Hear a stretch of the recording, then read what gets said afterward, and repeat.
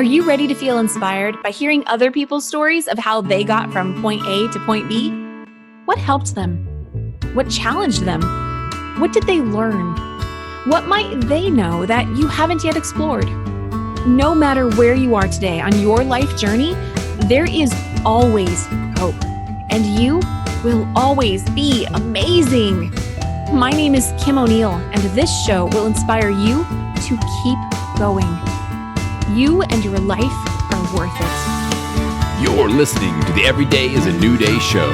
Inspirational conversations with movers and shakers about moving forward and choosing to embrace a positive outlook. Because that which breaks us becomes a catalyst for what makes us. Now, here's your host, Kim O'Neill. Today, you are in for a treat. This past Mother's Day, I did a special live episode on Facebook with a panel of special guests. Our topic? Empowered women.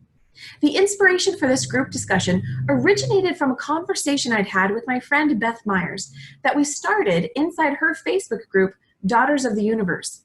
Beth and I are both law of attraction empowerment coaches and wanted to continue our conversation, then transition into what we love and appreciate about female role models of today. In addition to myself and Beth, you'll also get to hear from 3 other awesome coaches with insightful perspectives on this topic. As we go, let us know in the comments what your thoughts are. And now, here's today's special panel episode on empowered women. Welcome to another episode of the Every Day is a New Day show. I have a very special show for you today. I'm speaking with a variety of guests about women empowerment, empowered women. And this is the show, as you know, all about moving forward and choosing to have that positive outlook. So we're going to have this open discussion on women empowerment, what it means to us. The conversation of female relationships is going to come up as well. And really be in the flow of it to support and inspire and uplift you on today, Mother's Day, if you're watching this live. So happy Mother's Day to you all. And I'd like to welcome, of course, my very first guest, which you already see on screen, Beth Myers. Hi, Beth. Hey, Kim. Hello, everyone. It's so good to be here with you. And happy Mother's Day. Yes, happy Mother's Day. And what I love too is Mother's Day represents something different for everybody. So I love that we're also doing this on today because, I love what you acknowledged in one of your groups. You have a group called Daughters of the Universe, and you recognize that mothers, it's not, the motherly role can be played by people of differing relationships. And I love that we're able to recognize and acknowledge that today and really talk about, all that comes up when we think about female relationships. But Beth, I think let's go ahead and start with what I love is that you and I had this really fun conversation, right? Yeah. Just this past week, we had a really awesome conversation in your Wonder Woman Wednesday series that you showcased in your Facebook group, Daughters of the Universe. And, it was like, okay, there's more here. Let's do more of this. And so we're going to start off by continuing that conversation. But before we do, would you like to just tell people about your group and why you decided to create that group? Sure. My premise with relationships with people is it's all about being real. And whether you're being that real guy or you're being that real girl, it all comes down to real empowerment allows love.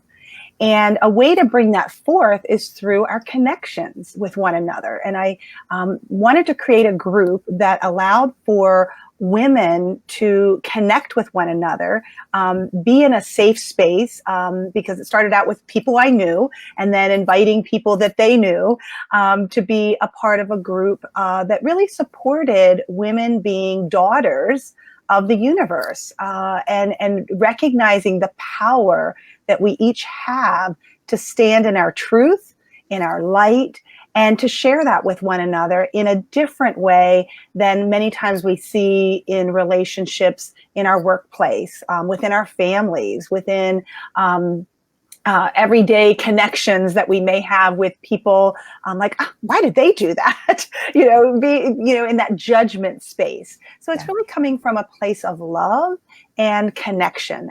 That was the biggest reason that I created the group, and to be able to expand on getting to know one another at a different level. So. I love that because, we all know about love. We've all experienced love in different areas of our life, but I think it does take a mindful approach of making sure that we're incorporating that love into our relationships.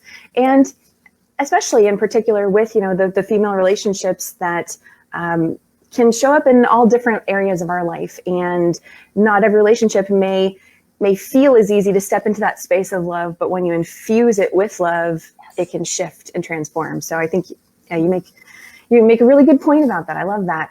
So Thank you. Yeah. So we had this conversation about female relationships, and again, being real. And you asked me, what do I wonder about female relationships? And I was like, well, honestly, this, I don't feel like this has really been a theme for me. But as I got deeper and deeper into it, I was like, okay, I have a ton to say now. So I appreciate you allowing me that space to do that. And what was really showing up for me in particular, at the top of my head anyway, was the topic around females in the workplace. And right. And about, I know I've heard a lot of other people say, oh gosh, I would never want a woman boss, and just the level of like, this face, whatever this face feeling is, it's like, that's kind of how it comes across. Right. And so, and I wonder when we'll get to a place where that's not the reaction. Yeah. Right. Where it's more of, well, maybe I prefer this person over that person based on who they are, based on their personality, maybe how you click with them, but not necessarily like automatic judgment because of, it's a female versus male, something of that sort. Right. And then the other question that came up from that, and I want to hear your extended thoughts on this, Beth, because you allowed the space for me to share. And so the other question was that I wonder when we as women will allow ourselves to step outside the box, to not allow ourselves to believe that we have to be a certain way at work, be a certain way in our family, be a certain way in how we go about pursuing our goals and our dreams. Whatever that particular box looks like for the individual. When will we start to say, I don't have to do things a certain way just because I'm a female? And so anyway, so that's a quick recap of the initial thoughts that came up for me. What are your extended thoughts on that, Beth? Oh, I did a card reading this morning. I pulled one of my cards and I was like, what is the embodiment of the basis of that question, the answer to that question? And it really is about kindness. And the what I drew was the card that says kindness. Awesome. Because it really has to do with going back to, is what I'm saying or doing, or what this person is saying or doing, kind or unkind? And about that kindness that you show yourself, going back to that self-care, thinking about and being aware of the relationships in your life, whether, all of our relationships started with our mothers, right? Because whether you were birthed by your mother, or adopted by your mother, fostered by a mother, whoever that is, that's an early on connection. And it's being able to look at those experiences, those beliefs that were formed at a very early age, and that society also has a huge impact. It's like the nature nurture piece. There's that combination of both that weigh on what we believe to be true. So it's starting to peel back those layers and doing it with kindness, not with it from a judgment place, but from I prefer, like you said just a little bit earlier. And we can do that with that kindness and being able to look back upon that relationship maybe with your mother and being able to say, okay, that wasn't so kind, or this, interaction wasn't so kind, or being told it's not okay to be angry, that, my mother said, or society kind of said that as for being in that girl role. If you're a nice girl, girls don't get angry. Being able to start to peel those layers back and finding those tools and people that can assist you in helping to do that, because in most cases it's not something that is an easy thing to go on your own to do. You certainly can do it, but right. From my experience, it's been having lots of different mentors and teachers, and hearing people and saying, oh, that resonates for me, that hits something that helps me to tap into that kindness and being kind, to bring forth that love, that empowerment of who I truly am as a woman, and for a guy, who he truly is as a guy, to be real. So I hope that answers your question that you asked. And, I think it all goes back to kindness. Absolutely. I love that. I love that you pulled the card that said kindness. How fitting. I love alignments like that. That's yes. Fantastic. And I think, one of the first questions that comes up for me is that when we talk about how this relates to our mothers, is anyone who maybe didn't grow up with a mother, mm-hmm. And please tell me your thoughts, because I know you were a school counselor for many years too, is that even if you didn't grow up with your birth mother or any mother at all, you still have some connection to that motherly role or what that means for you. And so what are your thoughts on how someone could relate to this if they didn't have a mother? Oh, yes. Well, it may be, a child who was raised with two fathers, with, two mothers, and it's really about energy. It's about feminine and masculine energy, and we all embody both of those. And, the mother role is that feminine energy coming forth, and that nurturing, that compassion, that caring. And sometimes in that mother, or if it was a father, some of that may be very, very present, or it may be, there's not an abundance of that energy that was coming forth. So it's really about, I think, looking at it in terms of, we tend to, put things in gender, male, female, and recognizing that we both embody, we all embody those qualities of feminine and masculine energy, and being able to come to some peace with that. And, I saw that with kids, in schools. There were very deep pains that kids would carry with them. And as adults, we all have that inner child work that, is in need of healing. And so it's being able to do it one step at a time, being able to go back to that energy piece, and working with energy, I believe, is a way to accomplish that. I think that's a great point. And what comes up for me is thinking about maybe someone who was in the foster system, yes. Maybe never got adopted, and mm-hmm. maybe they feel like they don't have any motherly right. figure in their life. Maybe there was someone else that stepped in and sort of filled that role. Or maybe they truly feel like there was never anybody. And I think what this brings it back to, you've already started to touch on it too, is about starting with yourself. Yes. How key it is to start and give that love to yourself. Become your own mother. Even as we become adults, mm-hmm. we may still have, as you're mentioning too, have that child within us that we need to go back and heal, or just spend some time with. And it's okay. We can give ourselves the stuff that maybe we feel like we didn't get when we were younger. We can now be our own parent and infuse our own kindness to ourselves, love for ourselves. If we were our own parent, what would we do differently? And so place it more on the present and what can happen now, mm-hmm. And start to step into more of that. Open the space for there to be more abundance versus the lack mentality. And And something else I want to say, and I think we might get into it deeper because we've got some really awesome guests who are also going to be joining us, is I want to say anybody who may be in a space of feeling like they aren't empowered, this is in no way a conversation to then shame you. Because no, not at all. Yeah, I just feel like there could be some of that coming up for some people. This is about supporting ourselves and each other with what can get us to being more in that space of feeling and being empowered. And I think it's a journey for everybody. And, at some point throughout the conversation, we might even talk about stereotypes, because that's come up for me as I've been thinking about this conversation, because I think there's a lot around this subject that whether we realize it or not. So I'm really excited to talk to everybody. If anybody comes on live, you know what, they're not even here yet, so I won't even go into that. Never mind.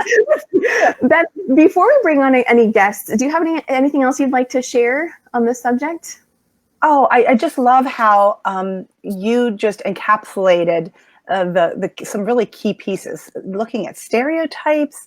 This is not a place of shame or judgment, because it's really about releasing that shame, because we do carry a lot of that inside ourselves, because we feel like we don't fit in the box that we were, because of the label that is there of being a male or being a female or being a daughter or being a mother, or, what that's supposed to mean. And there's not any supposed tos. We're past that in our history, I believe. And we're ready to break out of those boxes to say, we're ready to be empowered. Our children today are so much more enlightened coming into this world with their light, and they are so ready to take this conversation to a whole different level. And as we raise our vibration to do that for ourselves, we can be those role models and those wonder women and wonder men who can help kids see that it is possible, no matter how old you are, to step into that real guy or real girl role of sharing your light and bringing that forth each and every day. Absolutely. Beautifully encapsulated. I love it. So, okay, Beth, so you're going to stay here with me, and we're going to bring up our first additional guest. Yay! And we're going to bring up, so for my guests, I'm going to be bringing you up in the order that I see you right now. And so first is Ben Gioia. So Ben, just give me a moment. I'm bringing you up. And it's really awesome because we're going to, okay, he's already on screen. Yes, welcome, Ben. Hi, good morning, good afternoon. Thank you so much. Absolutely. I'm going to shift the screen there a little bit. So Ben, you've been hearing us talk. Let's first go ahead and share with the audience, who are you and what do you do? Yeah, thanks. So my name is Ben. Hi, Ben. Right. So my company is Influence with a Heart, and I help people stop being invisible to their best clients and customers and audience, so they can help transform the world. Right. So getting that reach out there, connecting to the right people, and really being able to speak your message in a powerful and positive way. Go ahead. No, continue. Go ahead. Yeah, so just such a pleasure to be here with you both, and the other guests as well, and being able to share some opinions and perspectives, and also be able to learn from all of you. So thank you. Absolutely. Well, I love what you do. I think it's very fitting for this particular conversation, and so I really love that you're able to be here with us today and share your perspective. Thank you. From what you do, but also as a male. So You've heard us talk about this already. What thoughts do you have, either based on what we've spoken about or anything else that comes up for you surrounding this topic of women empowerment? Yeah, thank you. So a few things. So Beth, I really appreciate what you were saying about kindness. I think that is, really the key to so much of it. And for me, alongside kindness really comes two things, both forgiveness and patience. And, the forgiveness part is for oneself and for other people. And the patience part is mostly for oneself in that, we go through this experience of becoming who we are throughout the course of our lives, right? Through our experiences, through the choices we make. And very often, especially when we're, in this space of stepping into our best selves, being empowered, being more empowered, whatever kind of terminology we're using, is that a lot of stuff is going to come up, and all sorts of, self-judgment and doubt and fear and imposter syndrome and worthiness and, self-worth and this and that, regardless of gender. So really to be patient with our own experience through that process, I think is really, really key. That is so good. I completely agree. Forgiveness and patience. And you talked about, you mentioned imposter syndrome. And I think, I love that one because I think that goes back to, it's twofold. It's one, looking at who we think we are not. So from a lack perspective, but also not taking enough time to truthfully, Beth, you mentioned this earlier, truthfully actually look at who we are. Not allowing ourselves to fully look at that and own it and embrace it. Any thoughts from either of you on that? Beth, go ahead unless. Okay. Yeah. No, that I think both of those, the imposter syndrome is like, oh, I still feel that at times. You never get to a space where you feel like you've overcome that, because there's always going to be things that are coming up. And I think awareness of that and that patience and that forgiveness is ongoing. There is never an end to that. And so it's a secular, I'm not saying that right. It becomes it's a spiral. It always is coming back and being aware of that. So I'm so glad you brought those two things up, Ben. I totally agree with you there. Yeah, my pleasure. Yeah. And there, two other things that I don't want to lose track of because they were from the thread from before.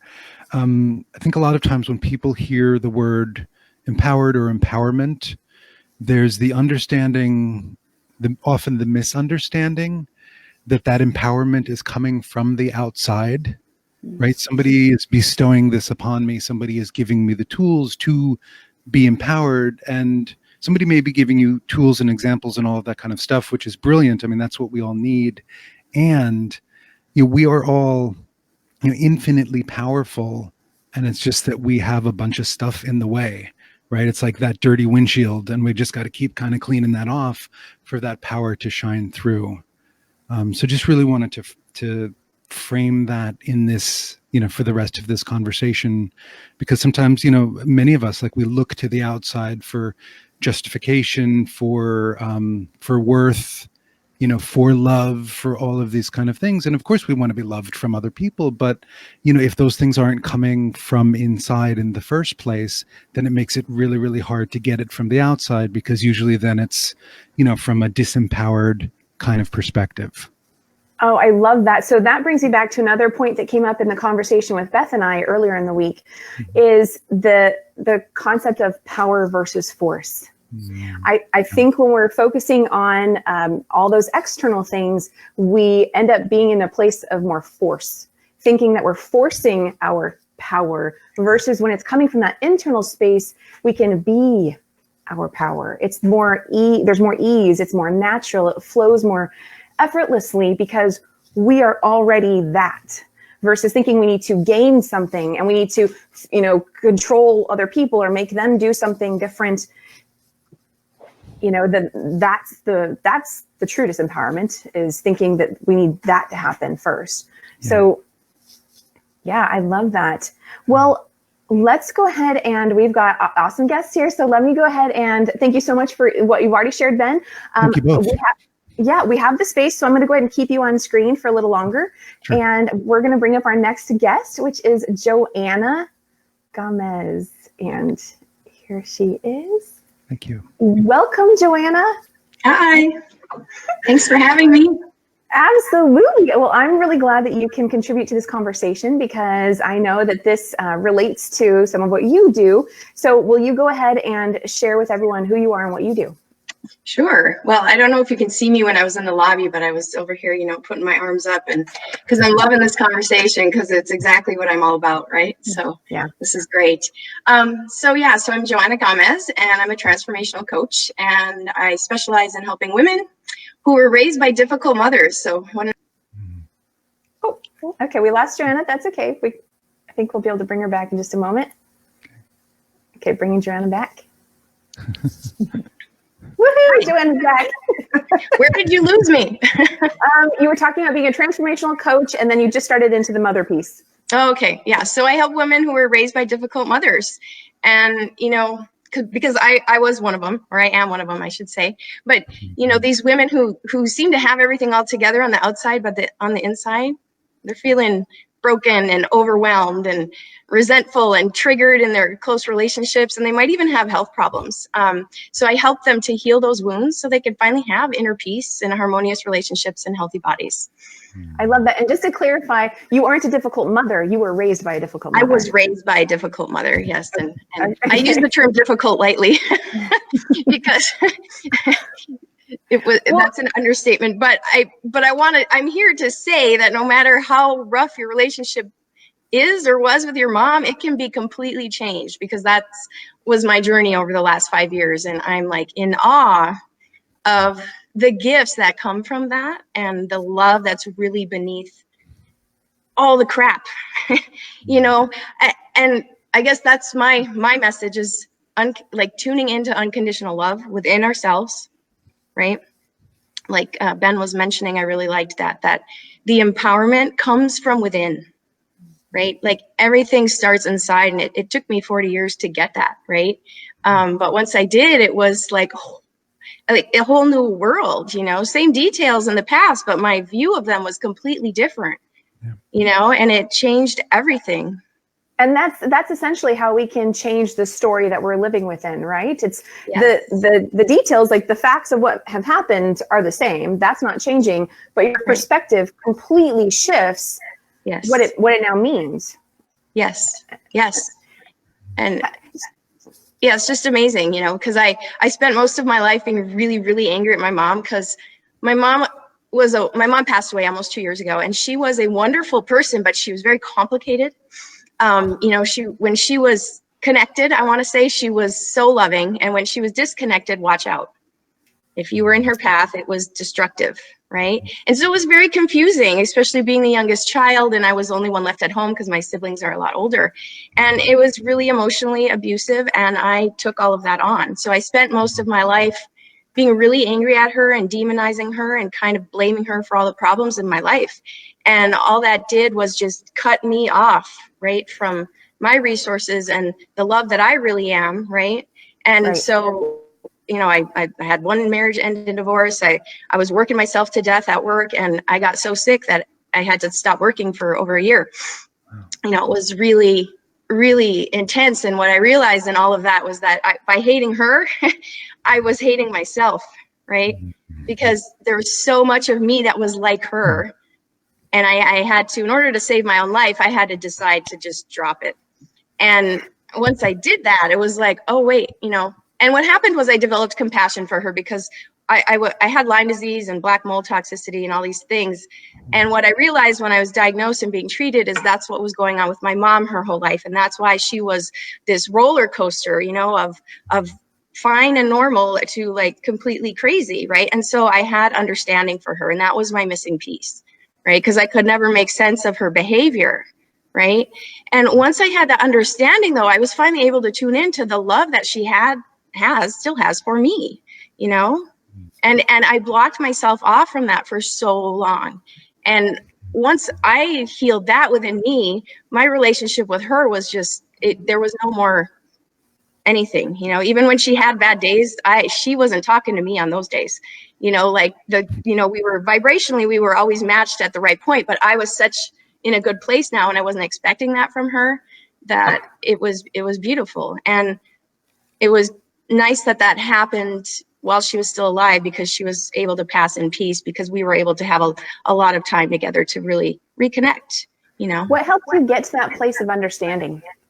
Well, honestly, getting so sick that I thought I was going to die. And literally it was a moment, I was 2.5 months into a 5-month-long treatment for Lyme disease in Florida. I live in Arizona, but I went across the country. And it was really disabling treatment. I was very sick, and I went to go get an acupuncture treatment because I normally receive acupuncture, and I hadn't had it in a long time. And in that treatment, I actually had this really powerful out-of-body experience, right? Where I was lifted up and shown the bigger, I would say, spiritual purpose of my relationship with my mother. And I was being worked on kind of like in a healing way by these angels. And my mother was one of the angels. And I laughed. I remember laughing, thinking the joke's on me, kind of like in The Wizard of Oz, when she realizes all she had to do was, click her heels and say there's no place like home. Like, I had the power the whole time, but I was so mad that I was disconnected from that power. And in that moment, I realized she's not my enemy. Because that was the tape I had in my head. She's my enemy. She's my enemy. She hates me. I'm unlovable. I'm unlovable, Yeah. And that's powerful, Joanna. That is. Yeah. So thanks for listening to my story. It's kind of long, but it paints a picture of a lot of things that I think many people aren't able to see the whole picture of that difficult relationship with whoever it is. And so I tell it with the hope that maybe somebody will have an aha in their own life. Well, I think it brings up, of course, you brought it back to you had the power all along, right. But it's also about the energy of the anger was kind of blocking you from being able to see anything else, but also where was your focus? Your focus was on the anger. So if we can give ourselves enough room to breathe and shift focus to something else, then that'll allow us to shift that energy, which can then bring us back to, oh, that's right, there's something other than this, and I can connect back to me, which, okay, actually, maybe I can now have a different perspective about this relationship as well. Right. And I think what that was, because you're talking, I think Beth was saying about how, our first relationship is with our mother, right? And so a lot of times we take a lot of that on. And my mother had that pattern going too, constantly focused on lack and being angry, and for understandable reasons. And honestly, I believe that I was breaking the chain of pain in the family. It was kind of like my accepted assignment, right? Yep. Was to break that chain of pain in my family lineage. And I know I did because it was, when I was going through that treatment for the Lyme, it was very intense, but I realized that I had to decide whether I lived in a friendly universe or an unfriendly universe, because I was operating from the perspective of living in a unfriendly universe. And I think that's what my mom had, not purposely, and she inherited it from somewhere. It wasn't her deliberate choice, right? But I got to break that chain of pain. And it helped her. Well, and another key thing that you just said there, deliberate. It may not have been our choice of whatever we were born into, whatever the circumstances were, may not have been our initial choice, but we have a choice within it of how we want to perceive it. Right. So I love that you're bringing that up. So we still have more guests, and I got to be honest, I'm trying to figure out how to do this because I would love for us to all be on camera at the same time, but it's just not going to work out that way. So Joanna, you shared so much, and I love it. I'd love to keep Ben's male perspective here. Joanna, I'm just going to lower you down, but if you're able to stay with us, I'd love to bring you back on a little later if I can as well. Yeah, I'll stay. Okay, awesome. So I'm just going to, let's see, we're going to go ahead and bring on Janet.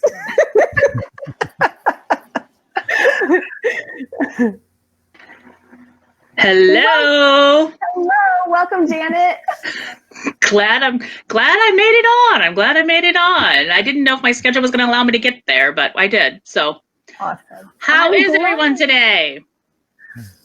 Enjoying the conversation. How are you doing? I am doing amazing. Amazing as always.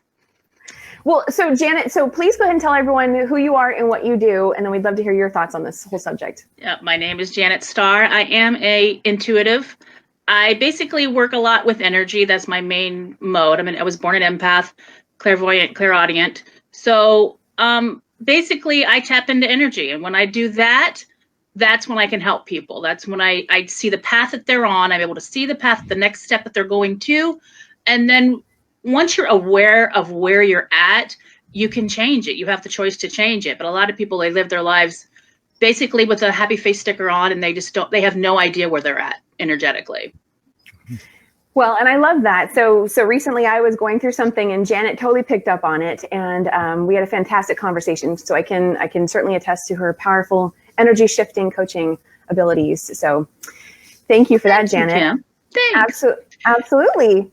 And I would love to hear your thoughts on this topic of empowered women and, female relationships and all of it. What's come up What comes up for you? Well, and everybody, what you said, Kim, what Beth said, and what Ben said. I mean, everything coming up was the biggest thing was it's internal. You have to go within. I mean, and if you don't connect to that inner side of you that is connected to the source, you can't be empowered. You are going to have to go to that place where you're like, okay, this is where I am. This is it's okay to be there and not worry about the rest of the world. It's when you tap into that inner guidance is when everything opens up for you. And that's when you truly become empowered. So the question is, how do we tap into that inner guidance? What's that?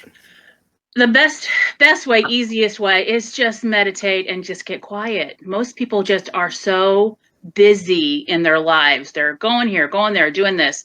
That is the absolute easiest way. But what people do is they do the guided meditations. They do the, they do the headspace. I lost you, Kim. They do the headspace. And then they don't really listen to what's going on. Are you there? Yeah, I don't know what's going on. Feel free to keep talking. Okay. All the energy. Did you hear me? Yeah. I can hear everything. I'm just like, they can't see me. You brought the energy. The energy is already shifting and everything. Yeah, it's all good. Right. Exactly. So when you can get quiet, you can listen to what's going on in your brain, because your brain is what brings it all in. It's like it's a connection. It's a connection it's between the two. So if your brain is thinking something and then you have an emotion about it, that's what has to be addressed.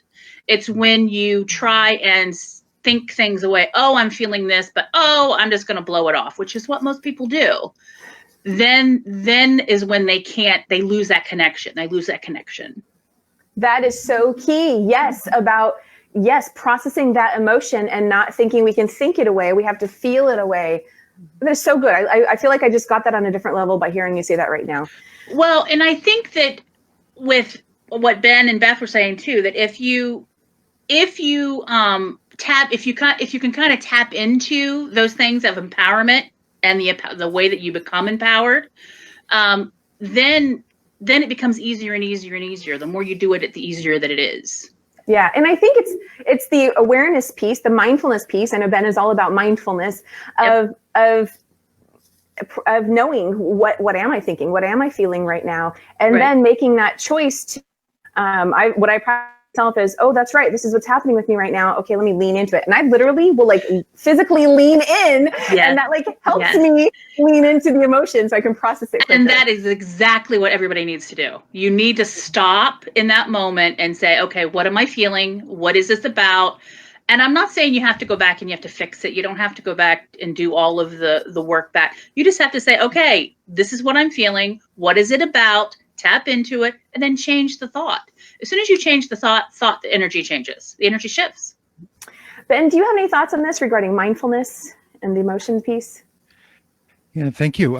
So Janet, I love everything that you're saying, and I concur 100%.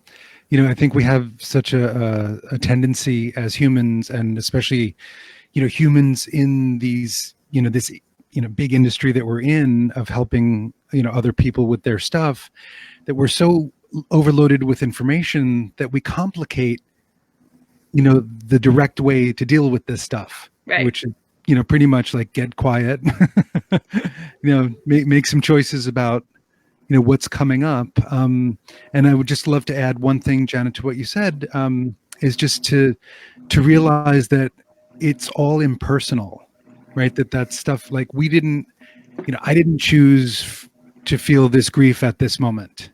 Right. It wasn't like, wow, I haven't felt grief in a while. Like, I think now's the time. Right. Right. Like, okay, that, that's what's coming up. And, like leaning in, physically leaning in. I love that. And Janet, like you said, just asking like, what's going on here? And I think sometimes the answer won't come right away. And that's okay. Right. Like sometimes it will. It's like, oh, clear as day. And sometimes it won't. And then, for me, I pull that back to patience. It's like, okay, this is what's happening right now. This is the truth of right now. If I'm fighting against the truth, I'm fighting against like the entire universe. That's not fun. Right. Oh, that's such a good point. Right. Okay. So that brings me to, okay. So I wonder, it lets me share my desktop screen. I want to, oh gosh, I don't want anyone to go away. You know what? I'm not going to share my screen. I'm just going to tell you. I'm going to tell you what I see. So here's what I think is so interesting around this topic. And those that are in the lobby still, I would love to get your thoughts on this as well. So we'll bring you back up, or if you want to type in the chat, feel free. But is when you start to research or look up, empowerment, empowered women, the images that come up are, to me, very stereotypical. You've got the women who are literally warriors, women who are fighting something, some form of war. You've got expressions of anger, and none of these things are bad or wrong. However, that is not the only picture of what an empowered woman looks like or can look like. Even just this morning. So I chose to wear this is empowerment on a very small scale, and what I want to share. So I chose to wear this necklace. However, see how it's pink, right? It's got shades of pink. It's very soft, round circles. And there tends to be this notion of, a soft woman is weak, right? A woman showing her emotions in that space is weak.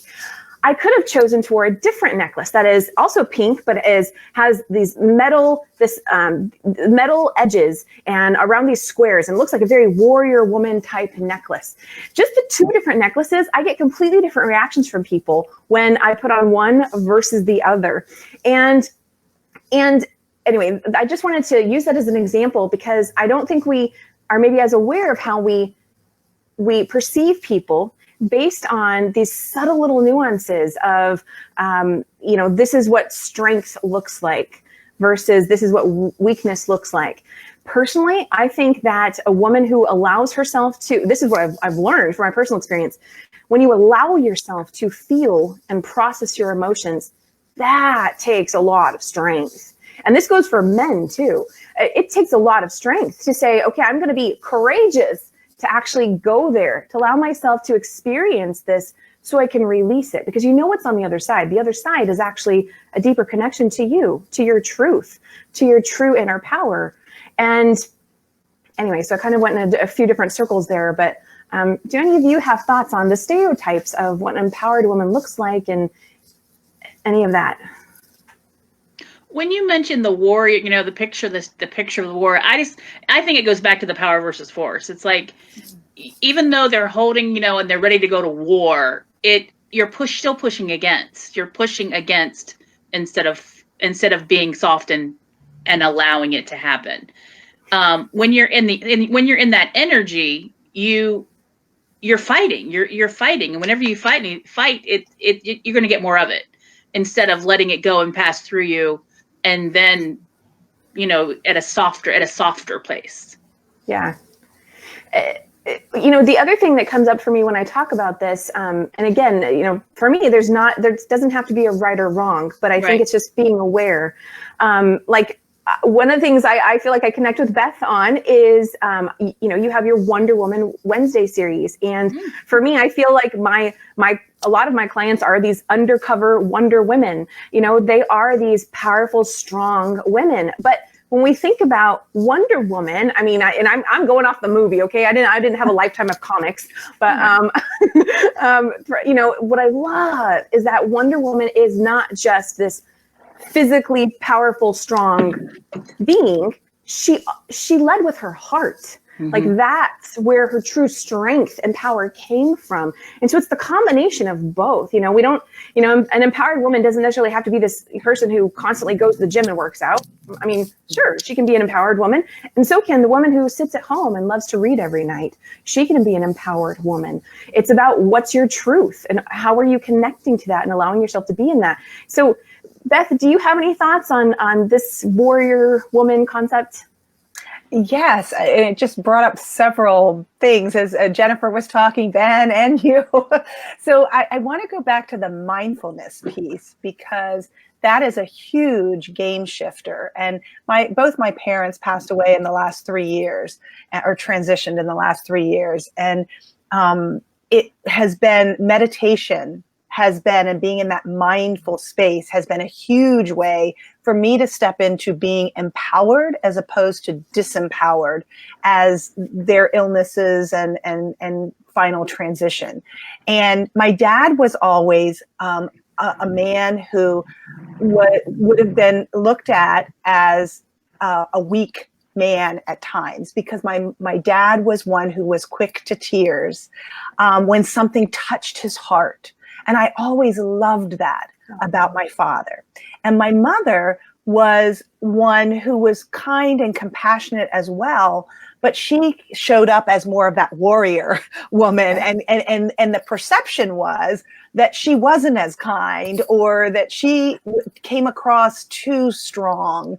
And when my dad would be maybe perceived as weak because he was being compassionate with someone, my mom would kick in and be the force that was trying to move something forward. So interesting conversation about the power and force piece, and seeing that in my own family dynamics, and learning to embrace both of those aspects and personality traits of my parents, and seeing that they're not good or bad.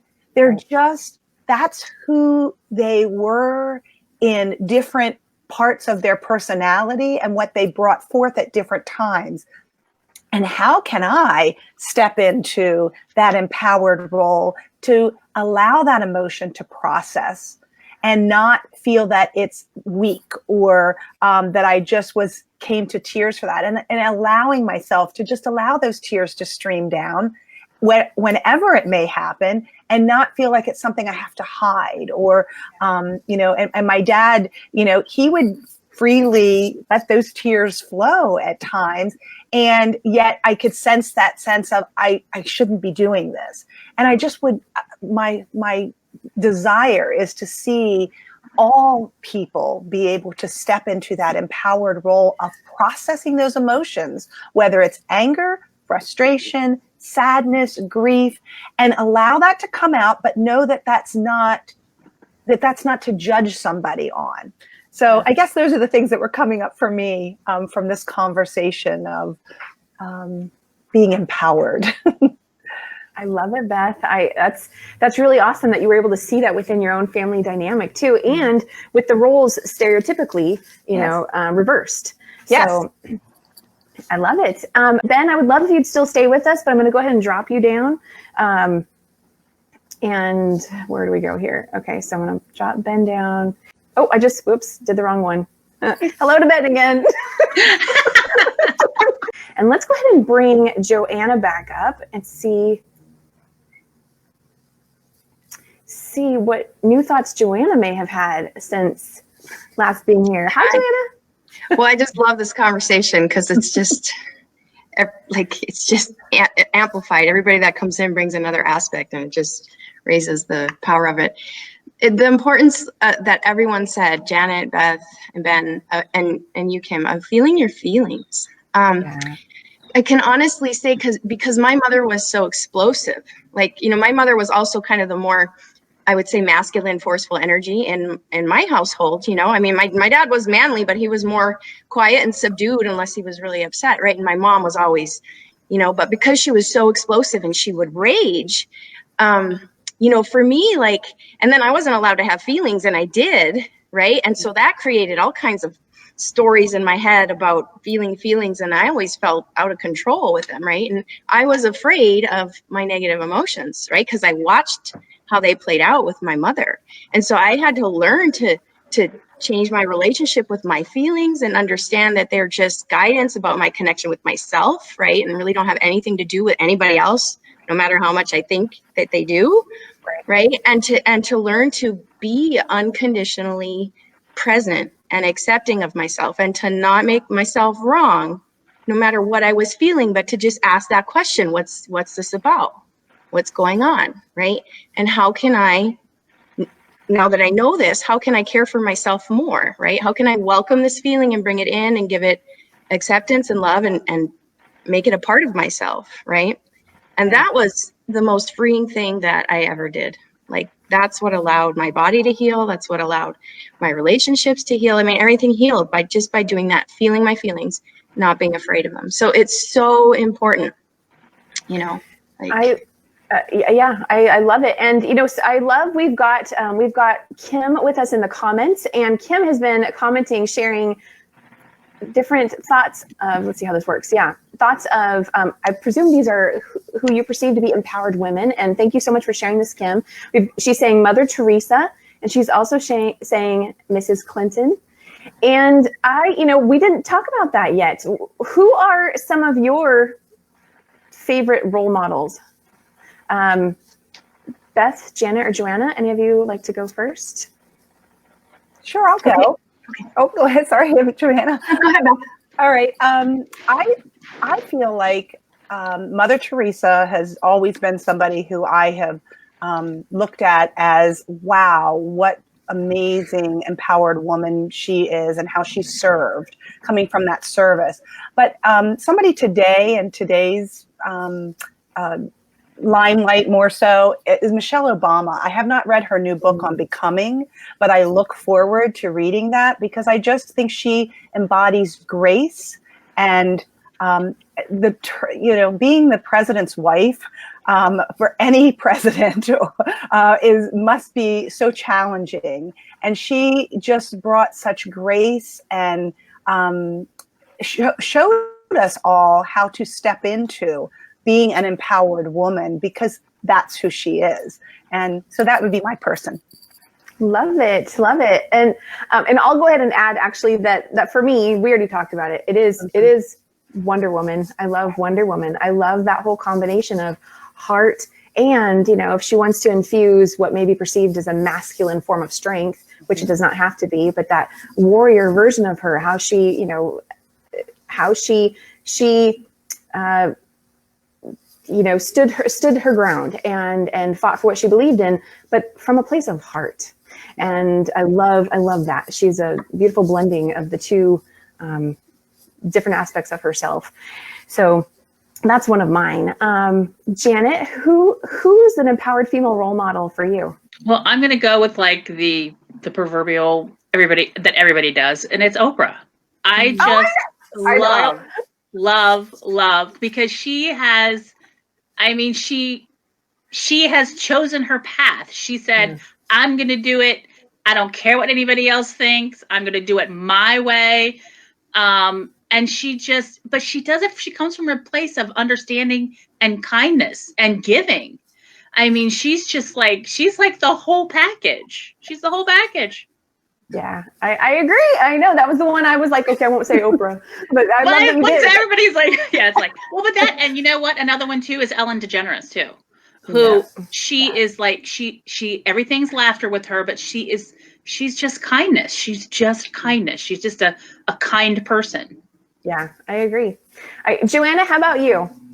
Okay, I have two. So the first one I would say is Louise Hay, because she was a woman that had some unthinkable things happen to her, and instead of letting it crush her, she let it fuel her, and she, again, as another person filled with love, right? I mean, she started out with support groups for men that were HIV positive, in LA way back before she formed Hay House, and then she formed this huge company, right, that has brought so many authors to the world. And so she's I think a beautiful example of love and surrender and forgiveness, as well as power in the world, but bringing love, forgiveness, right, and empowerment, with that power. So absolutely, she's one of my favorites. And then the other one would be Anita Moorjani. I don't know if everybody's familiar with her, but she wrote the book Dying to Be Me, and I think What If This Is Heaven, but she's another Hay House author. But I came across her work when I was going through my own big awakening when I was in treatment for the Lyme, and her message, she's a woman she was born, I think, in, I don't know if I'll get this right, but she grew up in Hong Kong. She was of Indian descent, but she had 3 or 4 cultures and different religions influencing her. And then developed cancer and died, but had an near-death experience and came back. But and she had chosen to not follow the cultural norms, and the struggle that created within her and how it contributed to her illness. And then, her near-death experience was another one of love, unconditional love. And she had unconditional trust when she came back and knew that life would take care of her. And somehow her story got to Wayne Dyer. And then he told, Reed Tracy, the CEO of Hay House, like, you need to publish her story. And then look at her now, right? Like she didn't force it. She didn't try to make it happen. She just surrendered and trusted. And it all kind of just came to her, and she was ready for it, and she brings a beautiful message to so many people across the world. So those are my two women. I love it. Yes, both of those. And what I love about Louise Hay, to me, she's also an example of it's never too late to pursue your goals, pursue your dreams, to fall in love. I remember like a few years ago before she transitioned, she had fallen in love and there was an announcement about it. It was like, oh, and she was like, what, 70 something? And it's like, there's no end to it. As long as you're living, you can do anything. And didn't she start Hay House like late in life too? In her 60s, I think. Yeah. And then she was like 90 when she passed, I think, 90, 91. Oh, was she? Yeah. Oh, good. Then maybe she was like 80. I think she was probably like 88 when she met somebody. I don't know. See, I love it. Okay, awesome. Okay, so I was actually hoping to bring Ben back up, but I don't see him here. And Ben, if you are there, because I'm not quite sure. If you are, you might want to just exit and come back, because I'd love to get your thoughts as well on female role models. But I would also love to, we've been talking about this topic of empowered women empowerment, female relationships, all these different concepts that come up surrounding the subject. And I would love to know, and I realize I didn't tell you guys this before, I didn't think about it till just now, but how do you define what being an empowered woman is? Okay, can I go first? Yeah, feel free. I'm really passionate about this. I don't even think of it in terms of man or woman. I've always been this different kind of human being that, like, because I'm a woman. I have an engineering degree. I worked in the engineering world for a long time, and I still do. And there's so much talk about the glass ceiling and mansplaining and all this stuff. And I can honestly say I haven't had that in my experience, because I never thought of myself as less than because I was a woman. Like, nice. I didn't know, nobody told me that I couldn't do math and science, right? And I was a rock star at it. And so I just did it, and I expected it to go well for me, right? And if I'm in a room with 20 other men and I'm the only woman, I don't think of myself as different, and I speak up, and I know I'm an equal member. And it comes back to that, starting with you first. And I'm not denying that this doesn't happen in other women's lives. It does. But there is an element that we are contributing to it. And until we are willing to own it and shift it within us, we're still going to be seeing that crap out there. And so as long as we're just pointing at the crap out there, it's still going to keep happening. So bring it back in, take your power back from within, from the universe, and watch what happens out there.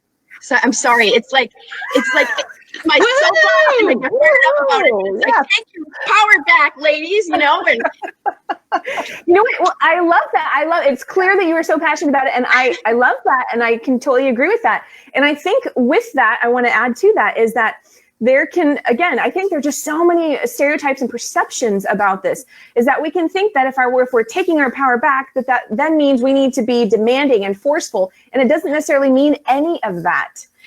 It's about aligning with that truth, right? You know who you are. You know you're good at math. You know you're a rock star at it. And that's awesome. Good for you. Awesome that you know that. And that doesn't take anything away from anyone else by you owning that.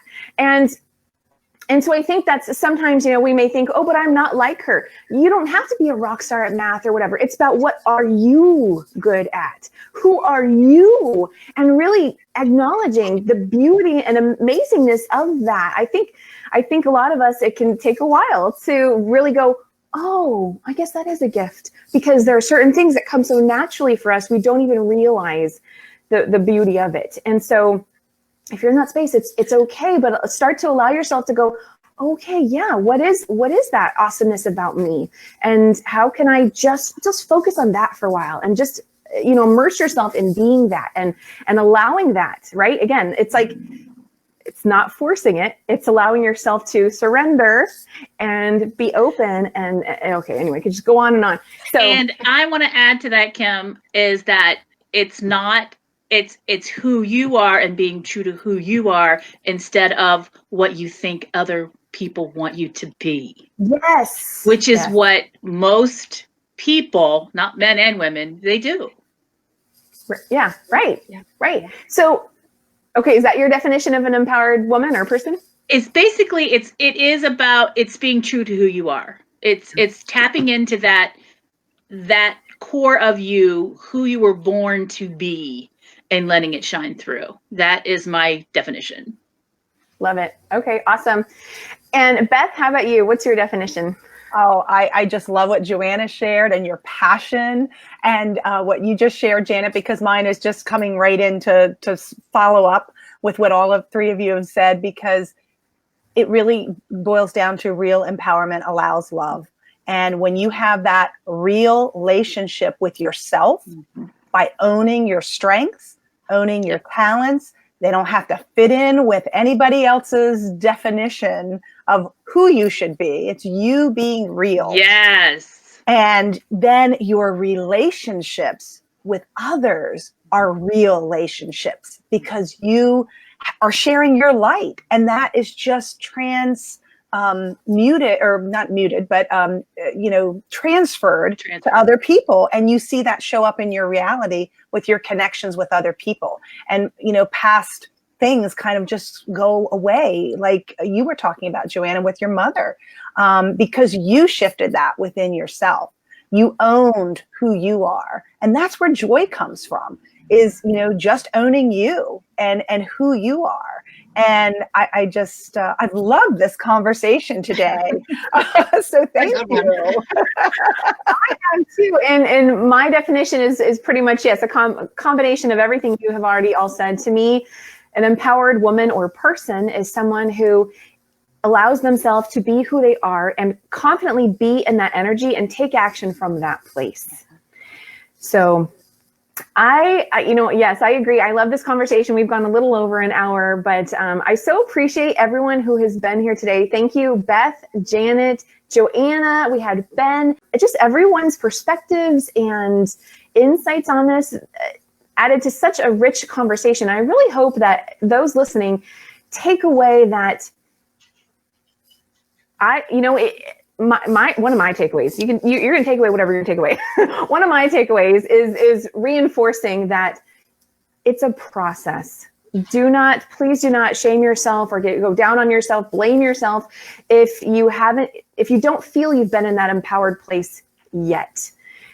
I don't think it's either or. I think it's a process. And the more you come into your own, the more you realize who you are, allow yourself to have the time to ponder, who am I? And to embrace who you are. Allow yourself to feel and express those emotions and forgive yourself. And all of this, it's like that empowerment piece opens and widens more and more and more. And life ebbs and flows. So even if you've been in that empowered place and all of a sudden you get back to a more constricted space, be easy on yourself. You're learning and growing. And so that's, I guess I want to leave people with that. Anybody have any other thoughts they'd like to end on?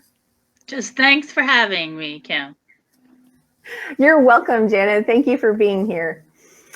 So thank you for everyone who listened to this and tuned in. You can, of course, watch the replay on Facebook at Kim O'Neill Coaching, the Every Day is a New Day show and coaching page, or over on iTunes or YouTube. You can listen to it.